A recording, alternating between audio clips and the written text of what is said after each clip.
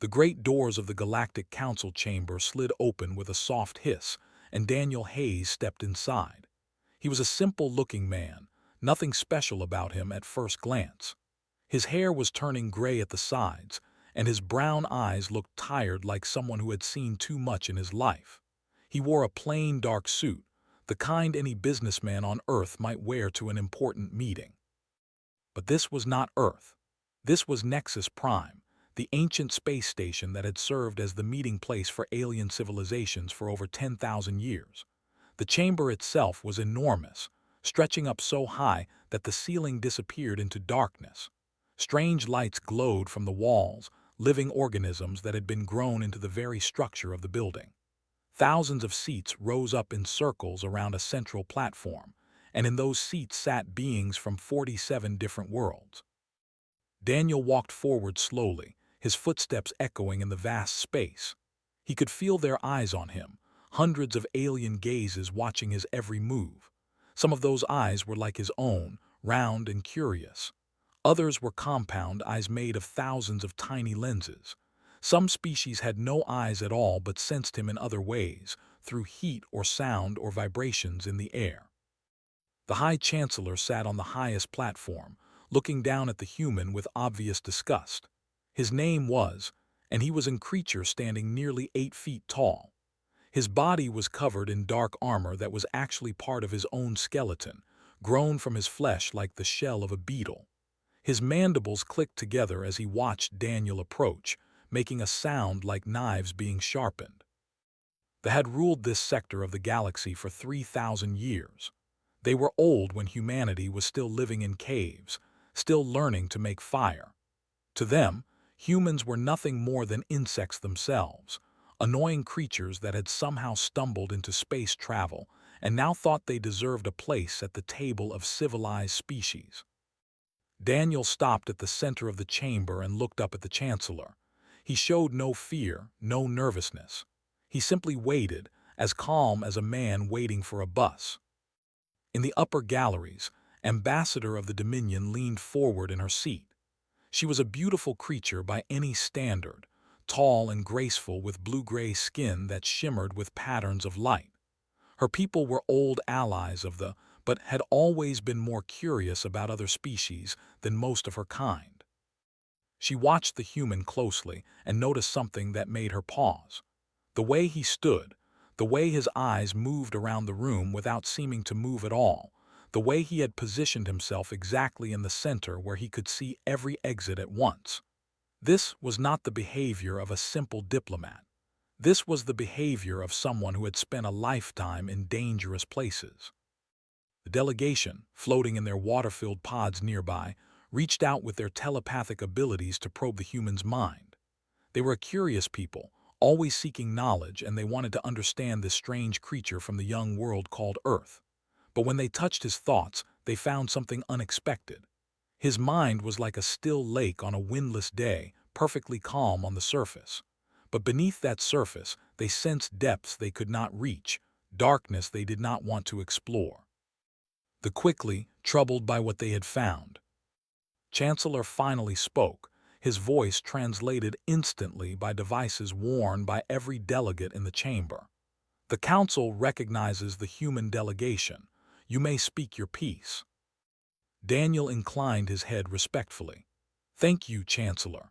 I come on behalf of the people of Earth to request fair treatment under galactic law.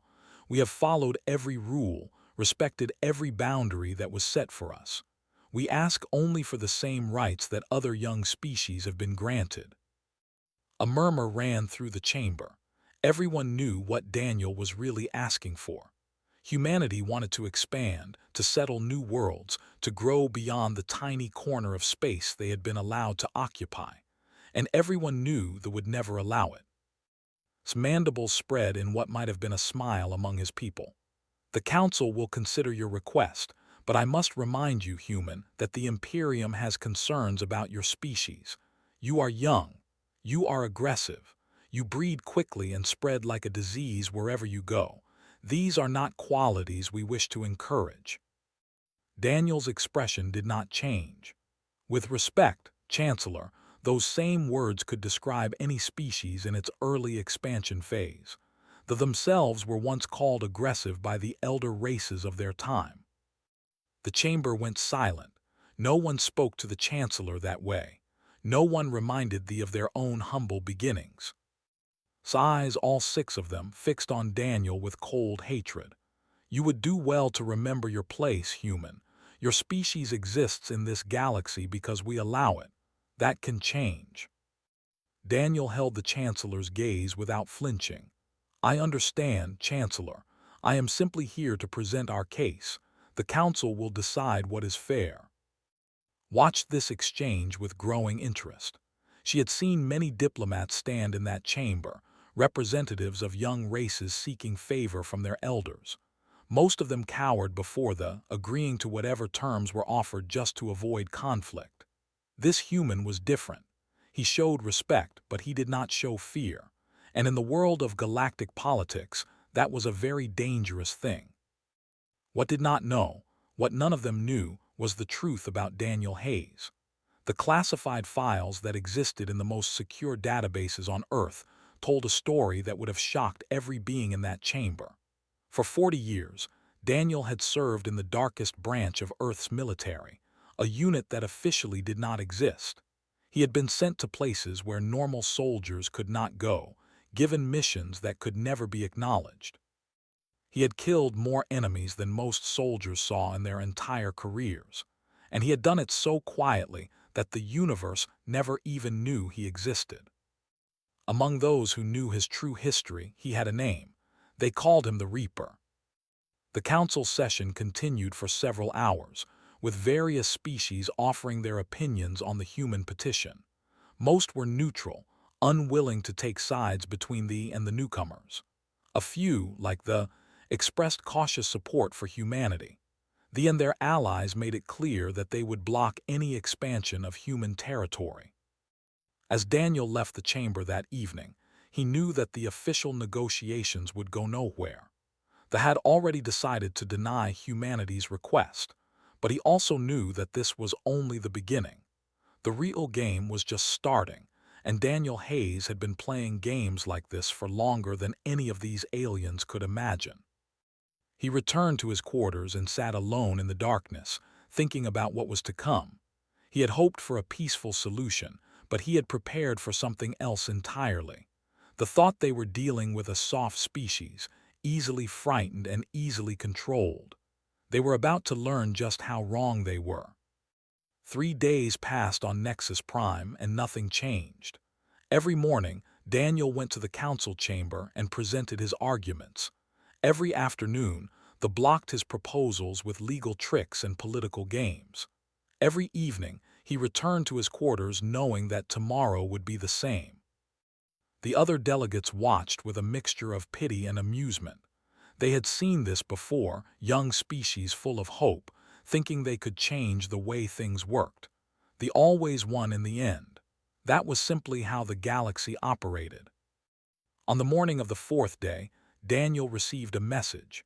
Chancellor wished to meet with him privately to discuss a possible compromise. The message said to come to a meeting room on the lower levels of the station, away from the main chamber. Daniel knew immediately that something was wrong. They did not compromise. They did not negotiate in private with species they considered inferior. But he also knew that refusing the invitation would give them an excuse to claim he was acting in bad faith. So he went, walking alone through the winding corridors of the ancient station. The lower levels of Nexus Prime were older than the upper sections, built in a time before the current council existed. The walls here were metal instead of living material, cold and gray, and covered with strange writings in languages that had been dead for. The lights flickered occasionally, and the air had a stale taste that spoke of recycling systems pushed beyond their intended. Daniel found the meeting room at the end of a long hallway. The door slid open at his approach, and he stepped inside. Chancellor was not there. Instead, Daniel found himself facing a squad of soldiers in full combat armor, their weapons already pointed at his chest. Behind them stood 5 mercenaries, massive creatures with gray skin and muscles like twisted steel cables. They were known throughout the galaxy as the most brutal fighters money could buy, savage warriors who enjoyed their work far too much. The door closed behind Daniel with a heavy clang. Commander Al of the Imperial Guard stepped forward. He was smaller than but carried himself with the confidence of someone who had killed many times and enjoyed every moment of it. His armor was decorated with symbols that represented his victories, and there were many of them. "Human," Al said, his mandibles clicking with pleasure. "You have been charged with crimes against the Imperium, specifically espionage and conspiracy against the state. You will confess to these crimes, and your confession will be used to expel humanity from the galactic community forever." Daniel stood very still, his hands at his sides. He looked at the soldiers surrounding him, counting them automatically. 12 in total, 7 and 5, all armed with plasma weapons and neural disruptors. The room had no windows and only one door, which was now locked behind him. "There has been no espionage," Daniel said calmly.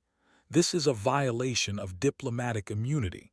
The Council will not allow this." Al made a sound that might have been laughter. "The Council will never know. This room has no recording devices, no witnesses. You will confess, human, one way or another. My friends here are very good at making people talk." One of the mercenaries cracked his knuckles, the sound like breaking bones. He smiled, revealing teeth that had been filed to points. Daniel looked at Al with an expression that had not changed since he entered the room. "I am going to give you one chance. Order your soldiers to stand down and walk away. Do this now, and you will live. Continue on this path, and I will show you why my people learned to fear me long before we ever reached the stars." The room fell silent for a moment. Then Al began to laugh, a horrible clicking sound that echoed off the metal walls. The other joined in, and even the seemed amused. "You threaten us," Al said when he could speak again. "You are one human, unarmed, surrounded by the finest warriors in the galaxy. You have no power here." Daniel's expression did not change, but something in his eyes shifted. It was subtle, barely noticeable, but somehow the temperature in the room seemed to drop. The diplomat was gone. What remained was something else entirely. "So be it," Daniel said quietly. Al raised his hand to give the order, "Seize him." The first mercenary lunged forward, a neural disruptor in his hand. These weapons caused unimaginable pain without leaving marks, perfect for torture. He was fast, faster than any human had a right to react to. But Daniel was faster. His hand shot out and caught this wrist, twisting it with a sharp motion that produced a wet snapping sound. The mercenary screamed as his arm bent at an angle it was never meant to bend, and the neural disruptor fell into Daniel's waiting hand. Daniel fired twice before anyone else could move. 2 soldiers dropped to the ground, their nervous systems overloaded by their own weapon. Then he was moving, flowing through the room like water, like shadow, like something that had no physical form at all. There were warriors bred for combat. They had fought on 1,000 worlds and killed countless enemies. They had never faced anything like Daniel Hayes. He broke the first mercenary's neck with a simple twist, using the momentum to spin behind the falling body as plasma bolts burned through the air where he had been standing. A second swung a massive fist at his head, and Daniel ducked under it, driving his elbow into the creature's throat with enough force to crush its windpipe. The soldiers were shouting now, trying to get clear shots without hitting their own allies. But Daniel never gave them the chance. He moved through them like death itself, using their bodies as shields, turning their weapons against each other. A plasma bolt caught him across the shoulder, burning through his suit and searing his flesh. He barely seemed to notice. His hand found a knife hidden in his belt, a small blade that should not have made it through the station's security scanners. It flew through the air and buried itself in his eye, dropping the mercenary like a puppet with cut strings. Al watched in horror as his soldiers died around him. This was impossible. This could not be happening. The human moved with a speed and precision that everything they knew about the species. Each movement was efficient, perfect, ending a life with no wasted energy. In 37 seconds, 11 soldiers and mercenaries lay dead or dying on the floor. Al backed against the wall, his compound eyes wide with terror.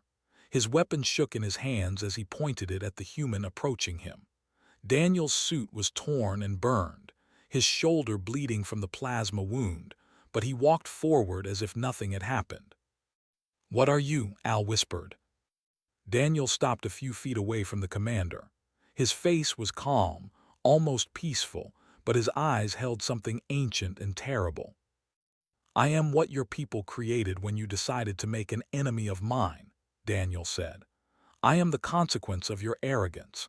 I am what waits in the darkness when civilizations like yours forget that even the smallest species can produce monsters."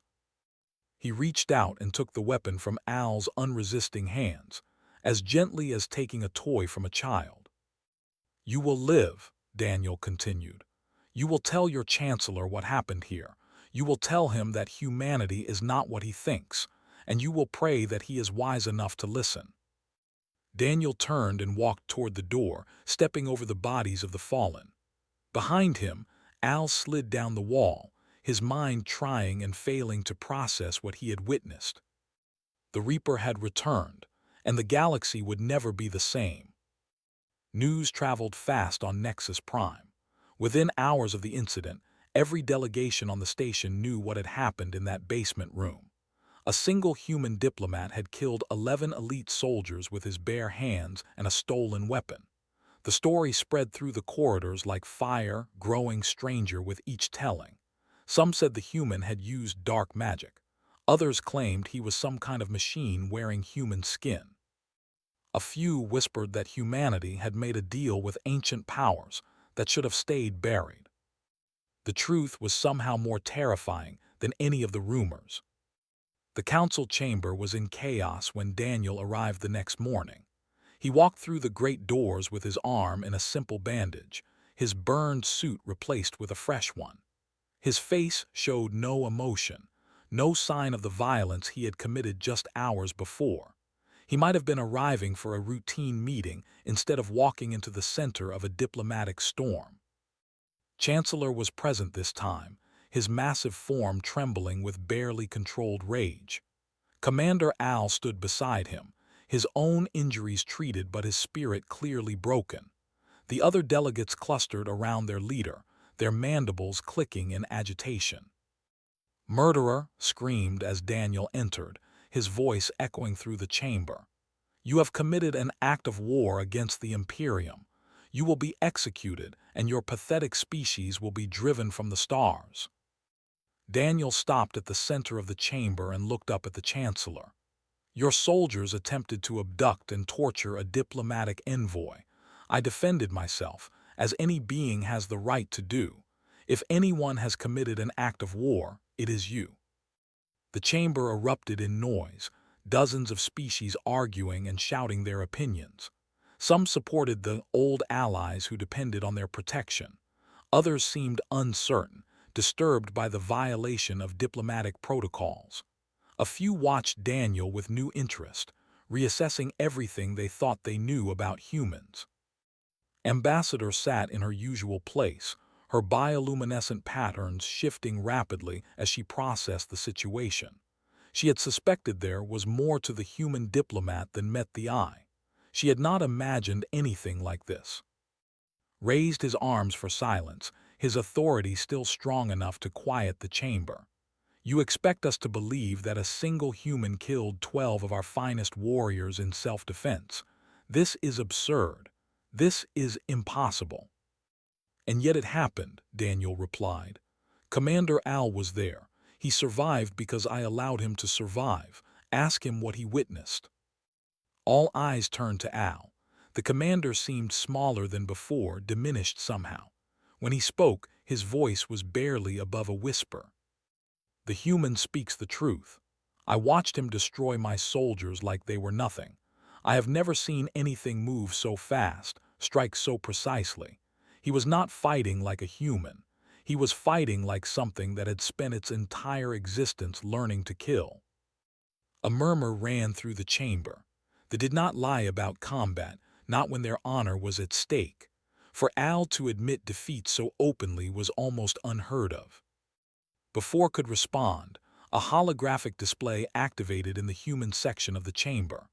A woman's face appeared, silver-haired and stern, wearing the uniform of Earth's military command. Her name was Admiral Cole, and she had been waiting for this moment. "Chancellor," she said, her voice carrying the weight of authority, "I am Admiral Cole of the United Earth Fleet. Before you make any decisions you will regret, there are some things you need to know about the man your soldiers tried to torture." Mandibles clicked in anger. "You have no standing here, human. This is a matter for the Council." "Then let the Council hear what I have to say." Admiral Cole's expression did not change. "The man standing before you is Ambassador Daniel Hayes, but that is only his most recent identity. For the past 40 years, he has served in Earth's Strategic Operations Division, a unit that does not officially exist. His record is classified beyond any level most governments can imagine." The holographic display shifted, showing documents covered in security markings. Numbers and statistics scrolled across the screen, translated instantly for every species present. 93 successful operations on 17 worlds, confirmed enemy eliminations numbering in the hundreds, infiltrations of hostile organizations that were supposed to be impossible to penetrate, assassinations of targets protected by armies. Admiral Cole let the information sink in. "Your people have a concept called the Ascended Warrior, Chancellor. Those who have killed more than 100 enemies in personal combat are treated as living legends among the—" Daniel Hayes reached that number before he was 30 years old. He continued for another 20 years after that. The chamber fell silent, even seemed to have lost the ability to speak. "Among those who know his true history," Admiral Cole continued, "he is called the Reaper. He is not just a diplomat, Chancellor. He is the most dangerous human being alive. And you try to put him in a room with 12 soldiers and torture him into a false confession." Found his voice at last. "This changes nothing. He killed soldiers. He must face justice." "Justice?" Admiral Cole's voice turned cold. "Your soldiers violated diplomatic immunity. They attempted to kidnap and torture an envoy under false pretenses. Under galactic law, Ambassador Hayes had every right to defend himself by any means necessary. If you want to talk about justice, Chancellor, let us discuss the investigation into conduct that several delegations are now demanding." Stood, her tall form drawing attention from across the chamber. "The Dominion supports this investigation. What they attempted was a violation of the most basic principles of galactic diplomacy. We move to censure the Imperium and demand a full accounting of their actions." Other voices rose in agreement. The who had sensed the darkness in Daniel's mind now understood what they had felt. The who could see life energies watched the human with something approaching awe. Even species that had traditionally allied with the began to distance themselves from the Chancellor's actions. Looked around the chamber and realized he was losing control. The attack on the human had been meant to intimidate humanity into submission. Instead, it had exposed the as aggressors and revealed that humans were far more dangerous than anyone had believed. "This is not over," hissed at Daniel. "The Imperium has a long memory. We will not forget this humiliation." Daniel looked up at the Chancellor with those same calm brown eyes. "Neither will we, Chancellor. And when you are considering your next move, remember this. I am not unique among my people. Earth has produced thousands like me throughout its history. Warriors, soldiers, survivors who learn to fight and kill in ways you cannot imagine. The next human you meet might be a farmer or a teacher or a scientist, or they might be something else entirely. You will never know until it is too late." The chamber dissolved into heated discussion as various delegations argued about what should be done. This reputation had been damaged, perhaps permanently. Humanity, once seen as a minor species barely worth noticing, had suddenly become a topic of intense interest throughout the galaxy. Daniel stood quietly in the center of it all, waiting. The battle was not over, not by a long way, but the first shots had been fired and humanity had proven something important. They were not prey. They were not victims. They were predators wearing the masks of civilized beings. And the galaxy was only beginning to understand what that meant. 1 week had passed since the incident in the basement room.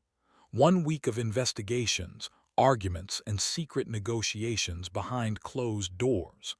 The had tried everything to save face, claiming that Commander Al had acted alone, that the Chancellor had no knowledge of the plot against the human diplomat. No one believed them, but political games required such lies to be told. Daniel spent the week in his quarters, receiving visitors and answering questions from the investigation committee. His shoulder healed quickly, faster than the doctors expected.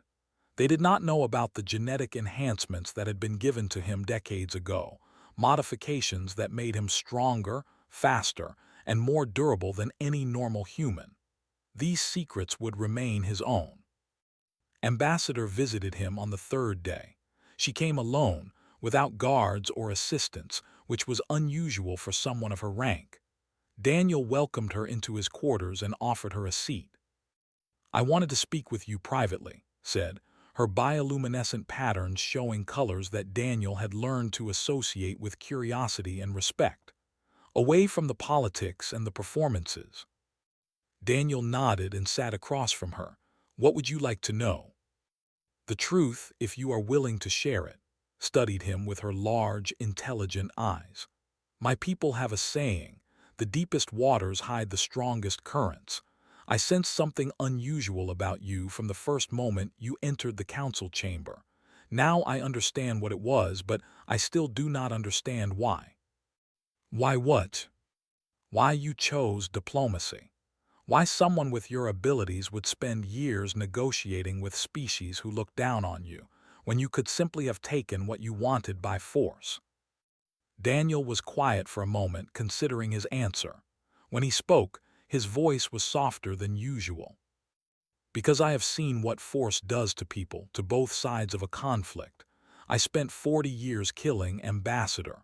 I was very good at it, but every death left a mark on me, even the ones that were necessary. I reached a point where I had to choose, continue being a weapon or try to become something else." "So you became a diplomat." "I tried to. The skills I learned in my previous life turned out to be useful in unexpected ways. Reading people, understanding their motivations, predicting how they would react. These things work in negotiation rooms as well as battlefields." Daniel smiled slightly. "I hoped I would never have to use the other skills again." His patterns shifted to deeper colors. "And now that you have." "Now I remember why I stopped. Killing comes too easily to me, Ambassador. It feels too natural. That scares me more than any enemy ever could."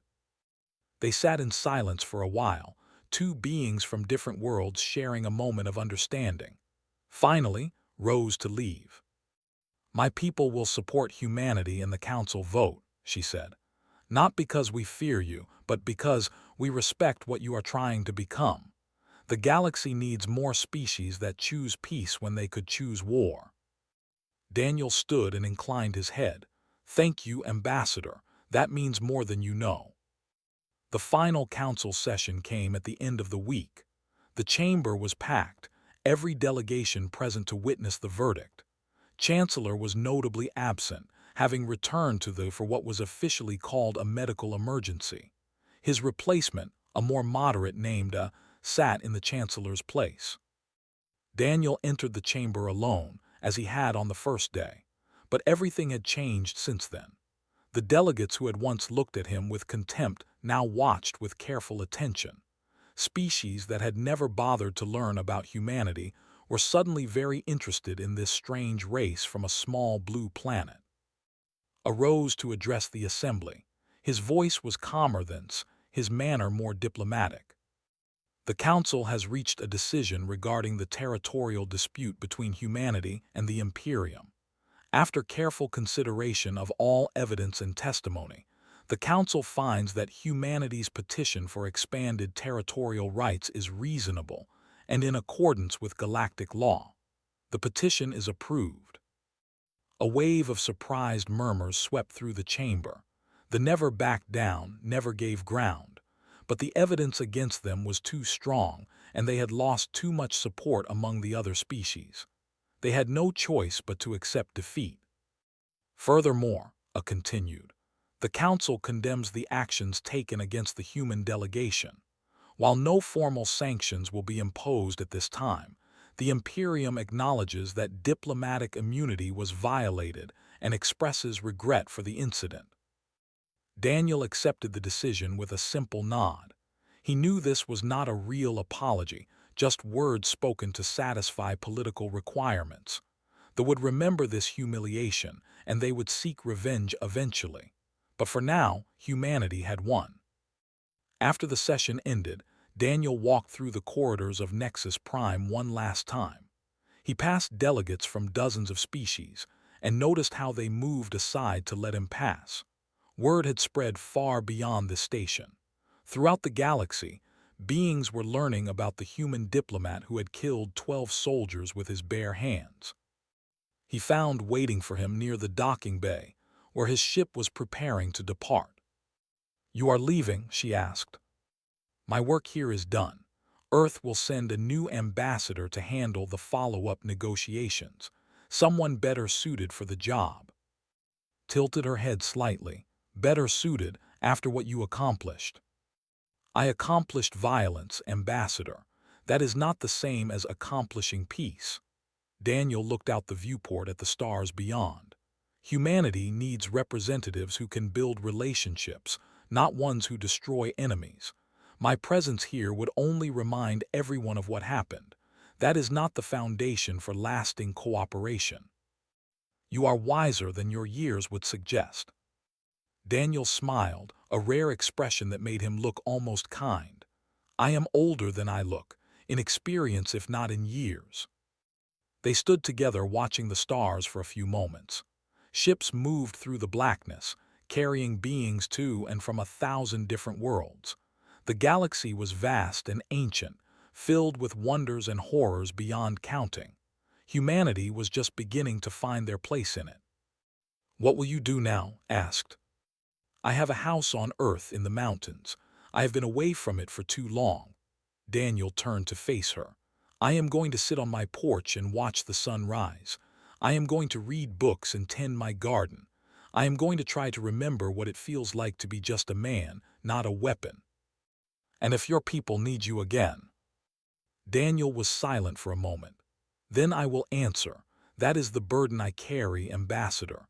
I cannot escape what I am, no matter how much I might wish to, but I can choose when to use it, and I choose to use it only when all other options have failed." Reached out and touched his arm, a gesture of respect in her culture. "Then I hope you find the peace you are seeking, Daniel Hayes, and I hope we meet again in better circumstances." "So do I, Ambassador, so do I." Daniel walked to his ship and did not look back. Behind him, the great station of Nexus Prime continued its endless orbit, carrying the representatives of 47 civilizations in their eternal dance of politics and power. Humanity was now a part of that dance, accepted as equals at last. But the galaxy would not forget the price of that acceptance. The story of the human diplomat would spread to every corner of known space, and everywhere it went, beings would remember the lesson it taught. Never underestimate the children of Earth. 6 months had passed since Daniel Hayes returned to Earth. The galaxy had changed in ways both small and large during that time. Treaties that had been stalled for decades suddenly moved forward. Trade agreements that seemed impossible were signed and sealed. Species that had ignored humanity for years now sent ambassadors seeking friendship and alliance. The Imperium had withdrawn from human-occupied space entirely. Their fleets, once a constant presence along Earth's borders, had pulled back to their own territory. No official explanation was given, but everyone knew the truth. They were afraid, not of Earth's military, which was still small compared to the ancient empires. They were afraid of what else might be hiding behind those calm human faces. On Nexus Prime, a new human ambassador had taken Daniel's place. Her name was Lisa Park, and she was everything Daniel was not. Young, cheerful, quick to smile and slow to anger. She had no military training, no secret history of violence. She was simply a skilled diplomat who genuinely believed in the power of communication and understanding. The other delegates watched her carefully, searching for signs of the monster that had been revealed in Daniel Hayes. They found nothing. Lisa was exactly what she appeared to be, a friendly young woman who wanted to make friends and build bridges between worlds. But that uncertainty was precisely what made humanity dangerous now. Every human might be hiding the soul of a warrior. Every smile might conceal a killer's instincts. The galaxy could never be sure, and that doubt was more powerful than any fleet of warships. Admiral Cole visited Daniel at his mountain home 3 months after his return. She arrived in a civilian transport, wearing simple clothes instead of her uniform. This was not an official visit. Daniel met her on the porch of his small house, where he had been sitting and watching the morning mist rise from the valley below. The mountains stretched away in every direction, green and ancient and peaceful. It was hard to believe that somewhere beyond those peaks, humanity was spreading across the stars. "You look well," said, settling into the chair beside him. "Better than I expected, honestly." "The mountains are good for the soul." Daniel handed her a cup of coffee, black and strong. "How is the universe treating you?" "Busy. Everyone wants to talk to humanity now. We have more diplomatic requests than we can handle." She sipped her coffee and smiled. "You really stirred things up out there." "That was not my intention." "I know, but the result is the same. They are backing down on every front. Other aggressive species are taking notice. We have gained more ground in 6 months than we did in the previous 50 years. Looked at him seriously. "You changed everything, Daniel, whether you meant to or not." Daniel stared out at the mountains, his face unreadable. "I killed 11 beings. I took their lives because they threatened mine. That is not something to celebrate." "No, but it is something to acknowledge. Those beings were trying to destroy humanity's place in the galaxy. They were trying to torture you into betraying your own people. You stopped them." Set down her cup. "I know you struggle with what you are, Daniel. I know you wish you could be something else. But the truth is, humanity needs people like you. Not often, and hopefully not again for a long time. But when all other options fail, when diplomacy and negotiation cannot solve the problem, someone has to be willing to do what is necessary." "And what happens when that someone loses themselves in the doing?" Daniel's voice was quiet. "I have seen it happen. Good people who became monsters because they could not stop killing. I feel that darkness inside me every day. It would be so easy to let it take over. But you have not let it. That is the difference." Reached out and touched his hand.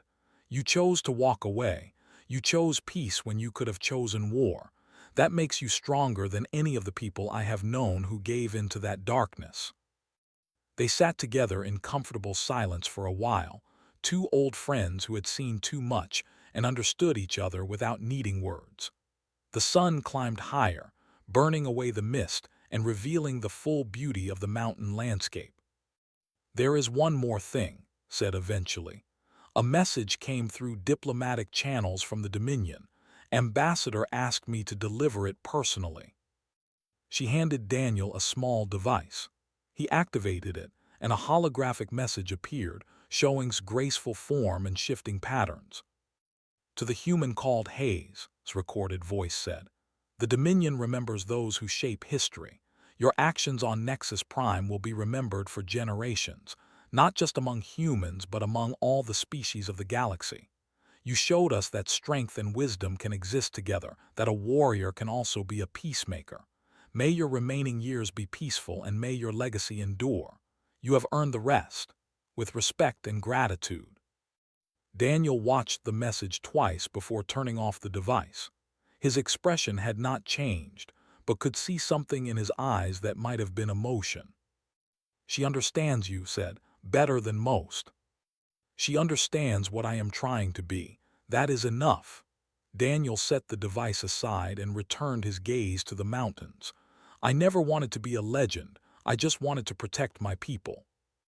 "That is exactly why you became one." A year later, the story of Daniel Hayes had spread to every corner of the known galaxy. It was told in council chambers and military academies, in trading posts and diplomatic schools. The details changed with each telling, growing more elaborate and more fantastic. Some versions had him killing 100 soldiers. Others claimed he had supernatural powers granted by ancient human gods. But the core of the story remained the same. A human diplomat, underestimated by those who thought they knew what humans were capable of, had revealed the truth in a moment of violence that shocked the galaxy. Humanity was not a weak species stumbling through space. They were survivors, fighters, beings who had clawed their way to sentience through millions of years of competition and struggle. And somewhere among them, hiding in plain sight, were warriors like Daniel Hayes, the reapers who emerged only when their people truly needed them, the monsters who wore human faces and loved their families and tended their gardens, until the day someone made the mistake of threatening what they held dear. Daniel never returned to space. He lived out his remaining years in his mountain home, growing older and finding something like peace. Visitors came occasionally, old friends from his former life, curious officials who wanted to meet the legend. He received them politely and sent them away without confirming or denying the stories they had heard. When he finally died, quietly in his sleep at the age of 87, the news spread across the stars within hours. The Dominion declared a day of mourning. The new chancellor sent a message of respect that surprised everyone who received it. Throughout the galaxy, beings who had never met Daniel Hayes paused to remember the human who had changed everything. On Earth, a simple ceremony was held in the mountains where he had lived. His ashes were scattered in the valley below his home, returned to the planet that had made him. No monument was built, no statue erected.